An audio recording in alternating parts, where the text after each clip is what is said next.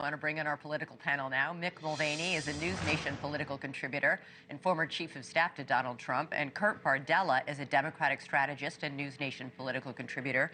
Great to have both of you here. Fair warning, I'm battling a cold, so I'm hoping not to cough through this interview.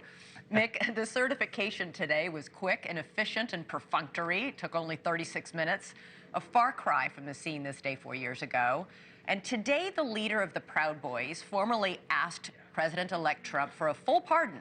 He's in prison, sentenced to 22 years in prison for being the driving force behind the attack. What do you think Trump is going to do?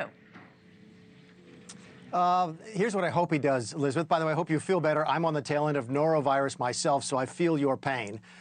Here's what I hope he does, is he looks at the possible pardons for the folks involved in January 6th.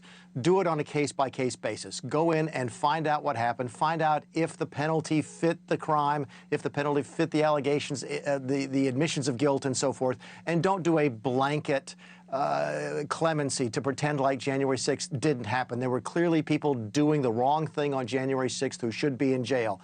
And I think that the president should take it on a case-by-case basis and not try and sweep it under the rug. I think if he does that, history won't be well served, and it will look bad on his legacy to do it that way.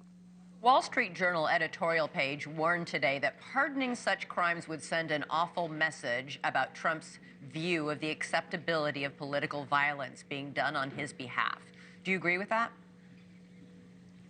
I think, yeah, unless, if you look at a case, look, why do presidents give pardons? They're supposed to give pardons. Again, it's a strange power. It's a power typically we give to a king, not to a president, but to sort of, maybe you look at something and say, you know what, the punishment doesn't fit the crime, or something was broken in the process, something was wrong. There's a reason for clemency or for a pardon. And that reason isn't, I want to pretend the whole thing didn't happen. So I hope that this administration sits down and looks at it on a case-by-case basis. If they find people who are in jail for what seems to be too long a time for the alleged crimes, maybe those folks get clemencies, they get their sentences suspended, something like that. And I hope they don't just sort of wave a magic wand and say, this didn't happen, everybody gets out of jail free.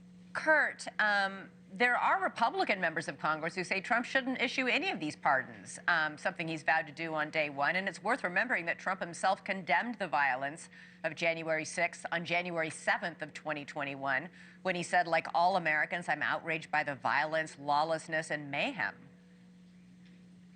Yeah, I mean, I think that you can't be the party that walks around talking about law and order and laws have to be enforced and use it as justification for such a big parcel of the policy portfolio that the Trump administration wants to implement, and then turn around and give clemency and pardons to people who perpetrated an act of extreme political terrorism, in my opinion, on January 6th. Not saying that everyone there was a part of that, but there were a lot of them there. And so a blanket clemency, a blanket pardon, I think would send a really chilling message that, you know, this is the leader of our country and the leader of the Republican Party condoning political violence, condoning an effort to try and throw out the results of a free and fair election. What we saw today, Elizabeth, was the Vice President of the United States do what so many have done before her, and January 6th was a perfunctory day. It was something that was not an event that required 24/7 coverage until 4 years ago.